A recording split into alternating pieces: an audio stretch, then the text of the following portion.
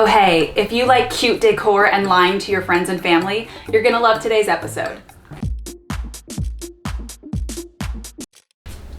Excuse me, please. Excuse me. Well friends, welcome back to Laugh Cry DIY. I am your host Katie, this is my co-star Baguette, and today we are tackling a project that I have been wanting to do for a while. I'm working on a new makeover. I want a large, luscious leather poof in the space, but big ass leather poofs are really expensive. So instead of blowing the whole budget on a leather poof, I decided, let's get a cheap poof and let's paint it to look like leather. Can you believe? So I went on Facebook Marketplace, I thrifted this big ass poof. It's 22 by 22 inches, big, massive, overly stuffed. Now, using latex paint, fabric softener, and a paintbrush. Oh, and also a spray bottle, 400 grit sandpaper, tissue paper, a darker paint, another brush, and a few containers. We're gonna drastically transform this and make it cool. Now, I have painted fabric furniture before. I have not done this leathering technique, but there are a lot of DIYers who have done it. I'm gonna link some of my favorite tutorials down below. I wanted a beautiful, warm, kind of rich caramel leather cover, so we're doing Moroccan Spice by Behr paint.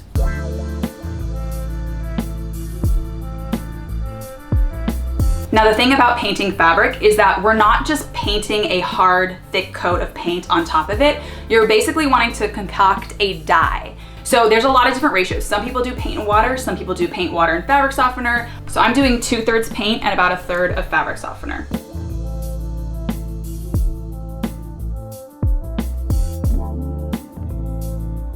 And yes, it's weird and it's gross, and now my paint smells like baby powder. Years and years ago, I once painted an armchair, and in hindsight, I remember that I painted it from dark blue to slightly dark blue. Now, like I said, some people use fabric softener and water. Some people like to simply spritz the fabric as you go to dampen it. The only spray bottle I have is this tiny little one that I use for my bangs sometimes. Now, we are gonna use this as the base coat color, and we are gonna go in with a slightly darker color later to shade. But for now, I just wanna get that base coat color on to cover the fabric and make it totally opaque. Are you guys ready and scared? Me too. Oh my gosh. So I'm just being super sloppy on this first coat. As you can see, the pattern is still there, but you wanna make sure you're just working it into the fibers. And so far, it's looking pretty good. You have to keep her hydrated and refreshed for summer.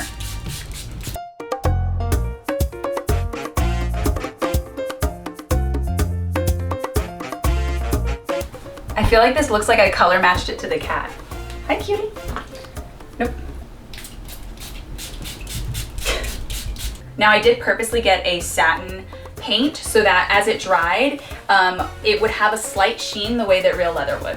And you wanna work it in with your brush, and you can see too parts where it's not in the fibers, it's kind of on top of it, and then you just kind of stipple and get it in there. Alrighty, first coat is on. It's looking good.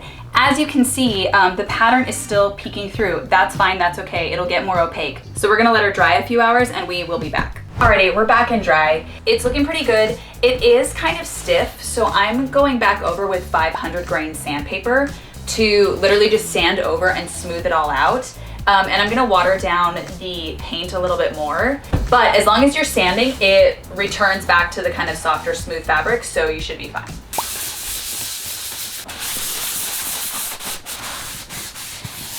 So far, it's Baguette approved, and that is always a good sign.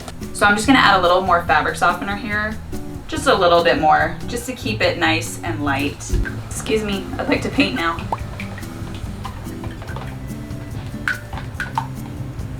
Okay, we have to paint now. I'm sorry.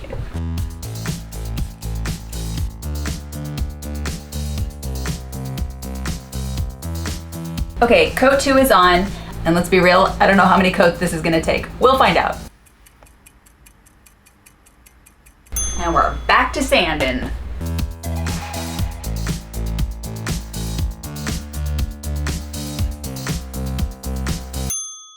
All right, new day.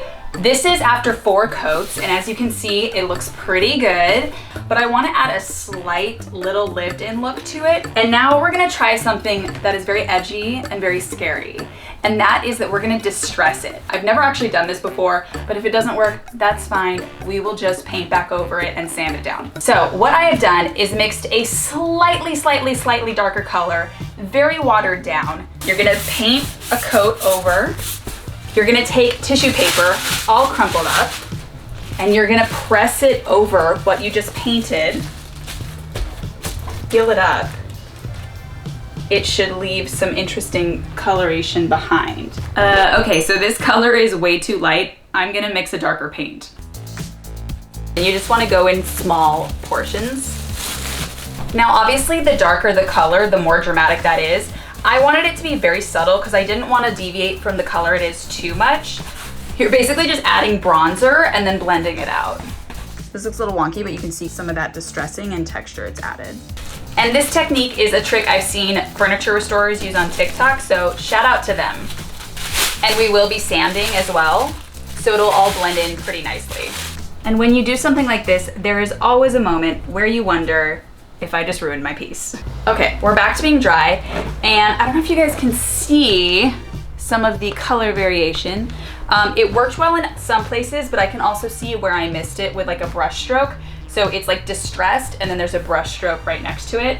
So I think I'm gonna sand it down and go over it one more time in a different way.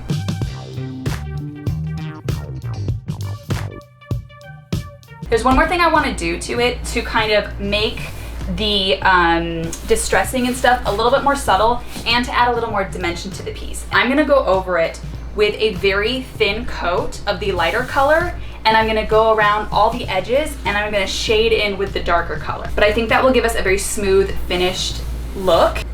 At least that's what I'm telling myself.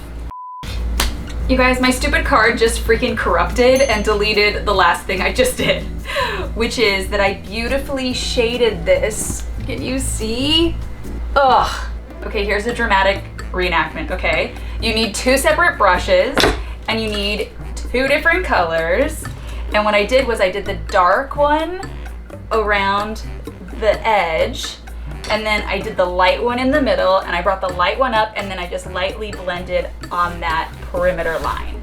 And I did that everywhere, but I didn't get it on camera. Sorry. All right, you guys, we are dry, we are sanded, we are beautiful, and now it is time for your big reveal.